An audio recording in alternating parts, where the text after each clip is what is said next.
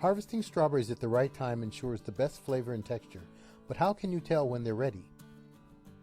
Here are some key signs your strawberries are ready to pick. Mid-June is when the strawberry harvest begins in mid-Michigan. Check online to determine when the season starts in your area. First, look at the color. Modern strawberry cultivars will be bright red all over without any green or white spots. Next, feel the texture.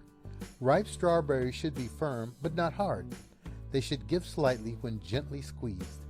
And don't forget the smell. Ripe strawberries will have a sweet, fragrant aroma. When you're ready to harvest, simply pinch or clip the stem just above the berry, being careful not to bruise the fruit. With these tips, you know exactly when your strawberries are at their peak, ready to be enjoyed fresh in your favorite recipes. I hope this has been helpful. Happy harvesting! For more gardening tips, be sure to subscribe and hit the bell icon. This is Gary. Bye.